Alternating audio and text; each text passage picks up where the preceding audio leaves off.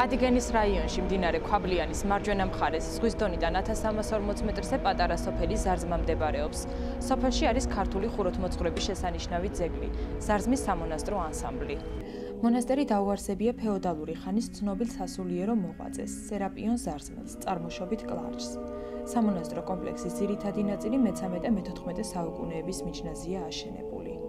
ზარზმის ეკლესიაში დაბრძანებული იყო ღვთისმშობლის ძვირფასი ხატი, რომელიც შუა საუკუნეების ქართული ოქრომჭედლობის შესანიშნავი ნამუშევარია და ამჟამად საქართველოს ხელოვნების სახელმწიფო მუზეუმშია დაცული. ზარზმის ღვთისმშობლის ხატი ვერცხლისაგან გამოჭედილი და ერთიანად ოქროდაფერილია. ცენტრში წელზემოთ გამოსახულია ღვთისმშობელი ყრმით. გარშემო კი მოჩარჩოების არშიებზე წარმოდგენილია 15 კომპოზიციური სცენა, მაცხოვრისა და ღვთისმშობლის ცხოვრებიდან. სასიხარულოა, რომ 2009 წელს შეიქმნა ზარზმის ღვთისმშობლის ხატის ზუსტი ასლი, რომელიც ზარზმის მონასტერშია დაბრძანებული. მოგვიანებით ხატის კიდევ ერთი ანალოგი კლდანის წმინდათა მთავარანგელოზთა სახელობის ეკლესიაში დაბრძანდა.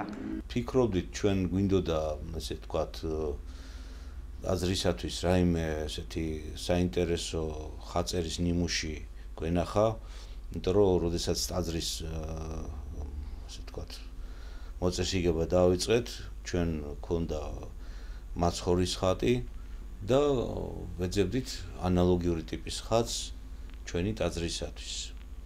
და როდესაც ერთ-ერთმა მრევლმა მითხრა, რომ ვიცნობს ასეთ ხატმწერს და უпроსწორედ ოქრომჭედელია ეს პიროვნება სოსო ქაბზიანიძე, გადავწყვიტეთ მასთან მივსულიყავთ, მაგრამ მივდიოდით არა იმისათვის, რომ რაღაცა ხატი უნდა გვენახა და მოგვეტანა, არამედ უბრალოდ გავცნობოდი მის, ასე ვთქვათ, შემოქმედებას ამ კუთხით.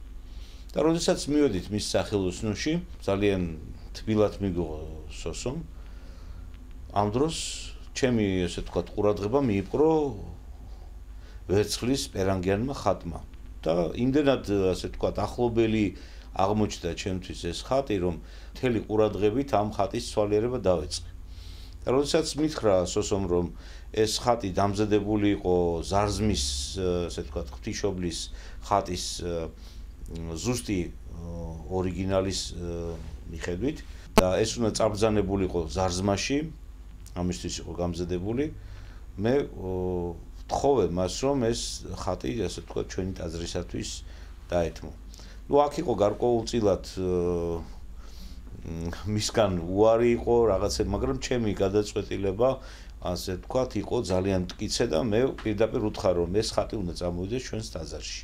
მისი მობრძანება იყო, ასე ვთქვათ, ძალიან საინტერესო, იმიტომ რომ უცბად დაემთხვა რატომღაც პარაკლის, რომელსაც ღვთისმშობლის პარაკლის ვატარებდით, იმ დროს მოაბრძანეს, ზარების რეკვით შევხვდით და ასეთი განწყობილება გქონდა, თითქოს ღვთისმშობელი მობრძანდა ჩვენს ტაძარში. და ძალიან ესეთი თბილი და ესეთი სათნო განწყობილება დაეუფლა ყველას, მეც და მრევლსაც. და ესე ვთქვათ, სრამზე თვალზე ცრემლმოდგარი მივაბრძანეთ ხატი საკურთხეველში, შემდგომ ის კურთხევის შემდეგ დაკიდებული იქნა ტაძარში და ლოცვა კურთხევა გამოაცხადეთ, რომ ამ ხატთან წაკითხულიყო ღვთისმშობლის დაუჯდომელი. მოხდა რამოდენიმე სასწაული. ჩვენი მრევლი, რომელიც დაავადებული იყო სიმსივნის, ასე ვთქვათ, დაავადებით და ექიმები ხელს იღებდნენ მის კურნალობაზე, დაახლოებით ერთკვირიანი ინტენსიური დაუჯდომლის კითხვის შემდეგ სრულიად განიკურნა. უშვილო ცოლ-ქმარი, 16 წლის უშვილო ცოლ-ქმარი ღირსი გახდნენ, ასე ვთქვათ, იმისა, რომ ყოლოდათ შვილი. და აი ესეთი გარდა ამისა კიდევ ძალიან ბევრი ასეთი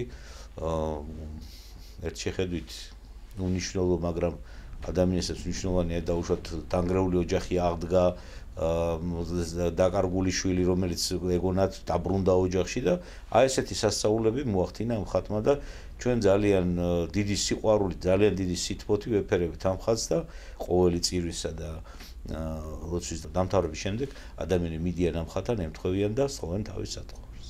ხატსთან ახლავს მოხდენილი ასომთავრულით შესრულებული ვრცელის ტაქტიდორო წარწერა, რომელიც 4-ვე მხარეს შემოუყვება ცენტრალურ გამოსახულებას ჩარჩოს შიდა ვიწრო დაფერდებაზე. წარწერიდან ირკვევა, რომ ხატის შემწირველი არის გლახაკი ეპრაქსია, დედა ერისთავთ ერისთავისა მირიანისა და ხურციკისა, ლაკლაკის ძეთა საგვარეულოდან. მაგრამ მოხსენიებული წარწერიდან ვერც ერთი ისტორიული პირის იდენტიფიცირება ვერ ხერხდება. მეცნიერები ხატს მე-11 საუკუნის ქართული ოქრომჭედლობის ნამუშევარს მიაკუთვნებენ.